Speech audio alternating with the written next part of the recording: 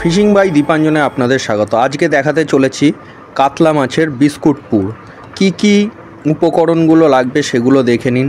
3 কানা ছোট এলাচ, 4 ভাগের 1 ভাগ জয়িত্রী লাগবে, দারচিনি লাগবে 1 ইঞ্চির একটি, ছোট কাংলা লাগবে একটি, একাঙ্গি লাগবে 2 কোয়া বা 2 পিস, জায়ফল লাগবে 4 ভাগের 1 ভাগের হাফ, আর লাগবে ঘি, আর লাগবে নারকেল তেল।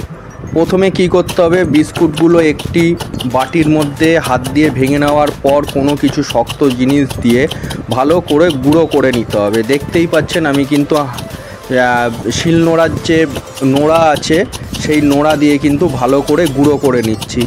একদম কিন্তু ডাস্ট করে দিতে হবে, এই না যে গোটা গোটা থাকবে, গোটা গোটা থাকলে হবে না, তাহলে কিন্তু ভাজাটা কিন্তু কম বেশি হয়ে যেতে পারে। আমি কিন্তু পুরোটাই ভালো করে গুঁড়ো করে নেব, আপনাদের দেখিয়ে দেব। দেখুন ভালো করে, দেখতেই পাচ্ছেন আমি পুরোটা ভালো করে গুঁড়ো করে নিয়েছি, একদম ডাস্ট করে নিয়েছি ভালোভাবে। এরকম কিন্তু ডাস্ট করে নিতে হবে। এরপরে কি করতে হবে আপনারা দেখুন, এরপরে গ্যাসটাকে একদম হালকা ফ্লেমে রাখতে হবে। দেখতে পাচ্ছেন আমি গ্যাসটা জ্বালিয়ে নিলাম। গ্যাসটা জ্বালিয়ে কিন্তু আমি একদম হালকা ফ্লেম করে দেওয়ার পর কিন্তু কড়াইটা বসিয়ে দিলাম। কড়াইটা বসিয়ে দেওয়ার পর কিন্তু আমি এতে কোনো রকম তেল দেব না, কিচ্ছু দেব না, সামান্য একটুখানি ঘি দেব, যাতে একাঙ্গিগুলো আর কাংলাটা যাতে আমি ভেজে নিতে পারি। একাঙ্গিটা কাঁচাই থাকবে, ওইটা সামান্য কড়াইয়ে ভেজে নিলেই হবে। আমি জাস্ট 1 ফোঁটা ঘি দিলাম ছোট যে কাংলাটা রয়েছে সেই ছোট কাংলাটা ভাজার জন্য। দেখতেই পাচ্ছেন আমি ছোট কাংলাটা কিন্তু দিয়ে দিলাম, দিয়ে কিন্তু ভালো করে নাড়িয়ে চাড়িয়ে ভাজতে হবে, পুড়ে গেলে কিন্তু হবে না। এইটাই আপনারা কিন্তু ভালো করে দেখুন, কোনো মশলা পুড়ে গেলে কিন্তু তার যে গুণ আছে বা তার যে মানটা রয়েছে সেইটা কিন্তু নষ্ট হয়ে যায়। আপনাদের কিন্তু এইটা খেয়াল রাখতে হবে যাতে না পুড়ে যায়। সামান্য একটুখানি ঘি নিয়ে কিন্তু এটিকে ভাজতে হবে, একদম বেশি করে ঘি দিয়ে কিন্তু ভাজলে হবে না। দেখতেই পাচ্ছেন আস্তে আস্তে ছোট কাংলাটা ফুলে উঠছে। এরপরে ফুলে উঠলেই কিন্তু আপনারা বুঝতে পারবেন যে এরকম ভাজা হয়ে গেছে। দেখতেই পাচ্ছেন আমি ভালো করে নাড়িয়ে নিচ্ছি, ততক্ষণে কাংলাটা ভাজুক, আপনারা দেখতে থাকুন। আমি কিন্তু হাতা বা ঘুন্তি দিয়ে দেখে নিলাম যে শক্ত আছে না নরম আছে। দেখুন আপনাদেরকে জুম করে দেখাচ্ছি, আস্তে আস্তে কিন্তু ফুলে গেছে। যেটা ছোট কাংলা ছিল সেইটার থেকে কিন্তু ফুলে এইটা এখন বড় হয়ে গেছে। এবার কিন্তু আমি এইটাকে তুলে নেব, নাহলে কিন্তু এরপরে কিন্তু পুড়ে যাবে। দেখুন আমি আরেকটুখানি দেখে নিলাম, দেখে নেওয়ার পর কিন্তু এটাকে তুলে দেবো। তুলে দেওয়ার পর কিন্তু যেসব মশলাপাতিগুলো আছে সেই সব মশলাপাতিগুলো কিন্তু আমি হালকাভাবে ওই যে ঘিটা রয়েছে কড়াইতে তার মধ্যেই ভেজে নেব হালকা করে। দেখুন আমি 2টো একাঙ্গি দিয়ে দিলাম, একাঙ্গি দিয়ে কিন্তু সামান্য একটুখানি গরম করে নাড়িয়ে নেব। তার সাথে দারচিনি দিলাম, দারচিনির সাথে কিন্তু ওই যে 3টে যে ছোটো এলাচ এবং জয়িত্রী যা আছে সব কিন্তু দিয়ে কিন্তু ভালো করে ভাজতে আরম্ভ করলাম। দেখতেই পাচ্ছেন আমি ভাজছি, মশলাটা যেন পুড়ে না যায় সেইটা কিন্তু আপনাদেরকে দেখতে হবে। মশলাটা পুড়ে গেলে কিন্তু এই বিস্কুট যে পুরটা রয়েছে সেই পুরটা কিন্তু হবে না। দেখুন ভালো করে একটুখানি ভেজে নেবেন, ভাজা ভাজা গন্ধ নাকে আসলেই তারপরেই কিন্তু তুলে নেবেন, নাহলে কিন্তু অতক্ষণ বেশি কিন্তু রাখা যাবে না। বা বেশিক্ষণ এমনিই অল্প একটুখানি মশলা আমি আপনাদের অল্প করে দেখাচ্ছি, কেননা এটি কিন্তু বেশি দিন রাখা যায় না।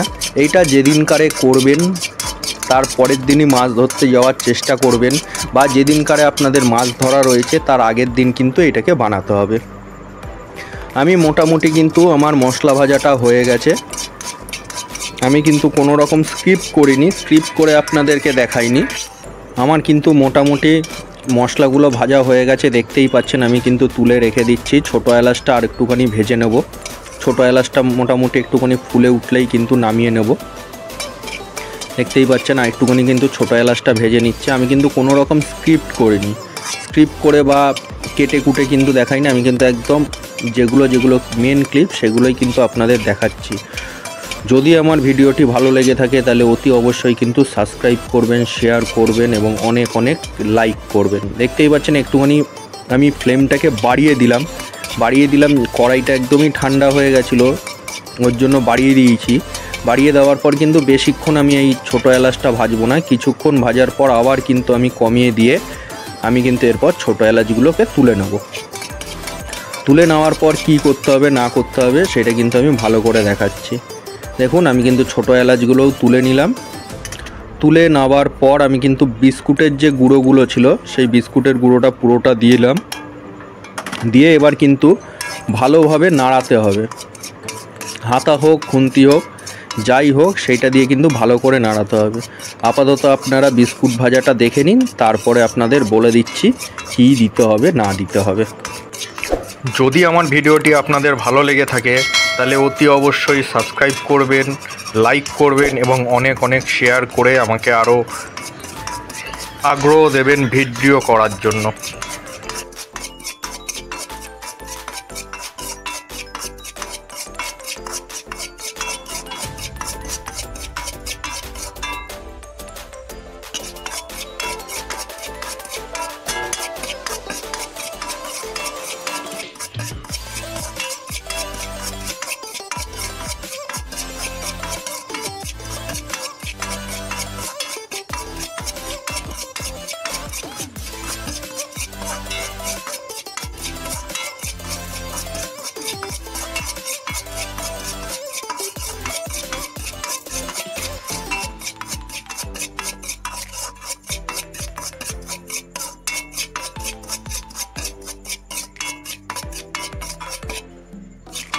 মোটামুটি কিন্তু আমার অনেকটাই ভাজা হয়ে গেছে, দেখতে পাচ্ছেন লাল লাল। আপনারা হয়তো লাইটের জন্য বুঝতে পারছেন না, ফ্ল্যাশ লাইটের জন্য।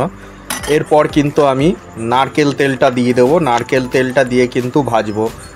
এটা একটুখানি ব্রাউন কালার টাইপের হবে, বেশি আবার অতিরিক্ত পুড়িয়ে দেবেন না। আমি কিন্তু এখানে ওই 10 থেকে 15 গ্রামের মতো নারকেল তেল দিয়ে কিন্তু আবারও কিন্তু ভালোভাবে ভাজতে থাকবো। আপনাদের কিন্তু হাত ব্যথা হয়ে গেলে যে আপনারা ছেড়ে দেবেন তা কিন্তু না, তাহলে কিন্তু পুড়ে যাওয়ার চান্স আছে।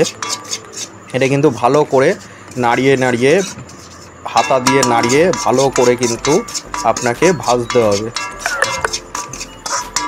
ভেজে তারপরে এইটা দিয়েও ভাজা হয়ে যাওয়ার পর দেখবেন কালারটা আস্তে আস্তে চেঞ্জ হচ্ছে। লাস্টে কিন্তু ঘি দিয়ে ভাজতে হবে। লাস্টে কিন্তু পুরোটাই ঘি দিয়ে ভাজবেন, তাহলে কিন্তু খুব সুন্দর একটা সেন্ট বেরোবে। এটি ব্যবহার করবেন ভেতরে যেমনি পুর দেন, নারকেল পচা, তারপরে ডিম, নারকেল কোরমা, তার আগে এইটাকে দেবেন ভেতরে অল্প একটুখানি দিয়ে, তার উপরে নারকেল পচা দেবেন, বাকড় দেবেন এবং পিঁপড়ের ডিম দিয়ে কিন্তু এটাকে লাড্ডু করে জলে ফেললে কিন্তু ভালো কাজ দেবে। দেখুন মোটামুটি আস্তে আস্তে কালারটা চেঞ্জ হয়ে গেছে, দেখতেই পাচ্ছেন প্রায় ব্রাউনিশ, গোল্ডেন ব্রাউনিশ কালার রয়েছে। এরপরে কিন্তু আর একটুখানি ব্রাউন কালার টাইপের হয়ে যাবে। একদম আবার বেশি কিন্তু পুড়িয়ে ফেলবেন না, তাহলে কিন্তু পোড়া গন্ধ চলে আসতে পারে। এটা কিন্তু ভালো করে ভাজতে হবে। দেখতেই পাচ্ছেন নারকেল তেল দিয়ে ভাজা কিন্তু মোটামুটি কমপ্লিট হয়ে গেছে। এরপরেই কিন্তু আমি দিয়ে দেব ঘি। ঘি দিয়ে বেশিক্ষণ ভাজবো না, ঘি দিয়ে সামান্য অল্প একটুখানি ভাজবো, তাইলেই হবে। দেখুন এবার কিন্তু আমি দিয়ে দিচ্ছি ঘি। ভালো গাওয়া ঘি নেবেন, কোনো রকম লোকাল ঘি দেবেন না, তাইলে কিন্তু বেশিক্ষণ এটা ভালো থাকবে না, বেশি দিন ভালো হয়তো থাকবে না। হার্ডলি হয়তো 7 দিনের মতন এটি থাকে, তারপরে কিন্তু একটুখানি নষ্ট হয়ে যায়। এটা কিন্তু আপনারা যেদিনকারে মাছ ধরতে যাবেন তার আগের দিন বানিয়ে নিলে খুবই ভালো হয়। দেখুন ঘি দিয়েও কিন্তু ভালোভাবে মেশাতে হবে এবং হাতা বা খুন্তি দিয়ে ভালো করে কিন্তু আপনাদেরকে নাড়িয়েই যেতে হবে যতক্ষণ না ভালোভাবে ভাজা হয়। দেখবেন একটি ঘি মানে বিস্কুট তৈরি করার পর যেমনি একটা গন্ধ তৈরি হয় না, গন্ধ, মিষ্টি গন্ধ আসে, তেমনি কিন্তু একটা গন্ধ বেরোবে। তাইলেই বুঝে যাবেন মোটামুটি এটা ভাজা হয়ে গেছে। আমারও মোটামুটি দেখুন ভাজা হয়ে এসছে, আর একটুখানি কিন্তু ভেজে নেব। ভেজে কিন্তু আমি বাটিতে সরিয়ে নেব। সরিয়ে নেওয়ার পর কিন্তু আমি মশলাগুলোকে গুঁড়ো করে নেব, সেইটাও আপনাদেরকে দেখাবো। দেখুন আমি মোটামুটি দেখুন ব্রাউন কালার চলে এসছে। ব্রাউন কালার চলে এসে মানে হচ্ছে আমার ভাজা হয়ে গেছে। দেখুন সম্পূর্ণ আমার বিস্কুট পোলাওটা ভাজা হয়ে গেছে। কেমন একটি ব্রাউন কালার টাইপের এসছে, দেখুন যেমনি নারকেল কোরমা যেমন ভাজেন ঠিক তেমনি কালার। আমি এখন গ্যাসটাকে অফ করে দিলাম। অফ করে দিয়ে সঙ্গে সঙ্গে কিন্তু আমি এগুলোকে বাটিতে তুলে নেব, যাতে আর যেন পোড়া না লাগতে পারে বা বেশি যেন ভাজা না হয়ে যেতে পারে। যেহেতু কড়াইটা গরম রয়েছে তার জন্য কিন্তু আমি তাড়াতাড়ি করে তুলে নিলাম, তুলে আলাদা করে নিলাম। এরপরে কি করব, আমি যে মশলাগুলো আছে সেই মশলাগুলো কিন্তু বেটে গুঁড়ো করব। গুঁড়ো করে কিন্তু ঠান্ডা অবস্থায় কিন্তু আমি মিশাবো। এবার কিন্তু আমি মশলাগুলো যেগুলো আছে দেখুন, এবার কিন্তু আমি মশলাগুলো গুঁড়ো করে নিচ্ছি ভালো করে। যা আছে আপনার একাঙ্গি, কাংলা, ছোটো এলাচ, জায়ফল, জয়িত্রী, দারচিনি যা আছে সব কিন্তু ভেঙে ভালো করে গুঁড়ো করে নিচ্ছি। কাংলাটা একটুখানি দেখবেন শক্ত টাইপের হয়ে যাবে, ওইটাকে কিন্তু বাড়ি মেরে ভাঙতে হবে, ভেঙে কিন্তু বাটতে হবে। এই না যে এটা কিন্তু আপনারা মিক্সিতে দেবেন না, যেহেতু ভাজা আছে, ভাজা যেহেতু আপনি কড়াইয়ে ভেজেছেন, মিক্সিতে দিলে কিন্তু এইটুখানি মশলা কিন্তু ভালোভাবে গুঁড়ো হবে না। তার জন্য কিন্তু শিলনোড়ায় ভালো করে বেটে নিতে হবে। শিলনোড়ায় বেটে নেওয়ার পর কিন্তু আপনাদেরকে এটা ঠান্ডা অবস্থায় কিন্তু মিশিয়ে একটি জারে হোক কৌটায় হোক ভালো করে টাইট করে রেখে দিতে হবে একদম ঠিক। তারপরে কিন্তু আর খুলবেন না, যখন পুকুর পাড়ে টোপ গাঁথবেন তখনই খুলবেন, নাইলে কিন্তু সেন্টটা একটুখানি বেরিয়ে যেতে পারে। ওই জন্য আপনাদেরকে বলা। দেখতেই পাচ্ছেন আমি ভালো করে গুঁড়ো করে নিচ্ছি। যেই সব মশলাগুলো আমি দিয়েছি, মশলাগুলো আপনাদেরকে বলে দিয়েছি কি কি মশলা লাগবে না লাগবে। দেখুন ভালো করে কিন্তু আমি ডলে ডলে কিন্তু একদম শিলনোড়ায় কিন্তু গুঁড়ো করে নেব। এবং যে এলাচের দানাগুলো যখন হচ্ছে না, ও এলাচের দানাগুলো গুঁড়ো হয়ে গেছে এবং এলাচের যে খোসাগুলো হচ্ছিল না, তাতে কোনো অসুবিধা নেই। আমি সেটা ফেলে দিয়ে আমি কিন্তু জাস্ট গুঁড়োটা দেব, যে তাতে কোনো ইয়ে নেই, গুঁড়োটা দিলেই হবে। এই না যে এলাচের দানাগুলো দিতে হবে বা এলাচের খোলটা দিতে হবে, এর কোনো মানে নেই। দেখুন আমি এখন ঠান্ডা হয়ে যাওয়ার পর কিন্তু আমি মশলাগুলো দিয়ে ভালো করে মাখিয়ে নিচ্ছি। প্রথমে অল্প একটুখানি মশলা দিলাম, দিয়ে মাখিয়ে নিলাম। এরপরে কিন্তু পুরো মশলাটাই কিন্তু দিয়ে আমি ভালো করে মাখিয়ে নেব। দেখতেই পাচ্ছেন আমি পুরো মশলাটা দিয়ে দিয়েছি, দিয়ে কিন্তু ভালো করে কিন্তু মাখিয়ে নিচ্ছি। এটা বেশি দিন রাখা যায় না, যেদিনকারে মাছ ধরতে যাবেন তার আগের দিনেই কিন্তু যদি করে নিয়ে যান খুব ভালো রেজাল্ট পাবেন। দেখতেই পাচ্ছেন আমার কিন্তু এই বিস্কুটের পুর রেডি হয়ে গেছে। রেডি হয়ে যাওয়ার পর আমি কিন্তু একটা কৌটার মধ্যে নিয়ে আটকে রেখে দেবো, কেননা এটা ঠান্ডা অবস্থাতেই আটকাতে হবে, গরম অবস্থাতে কিন্তু আটকাবেন না। এটি দেখুন সম্পূর্ণ তৈরি হয়ে গেছে। যদি আমার ভিডিওটি ভালো লেগে থাকে তাহলে অতি অবশ্যই কিন্তু লাইক করবেন এবং ভিডিওটি দেখার জন্য অসংখ্য ধন্যবাদ।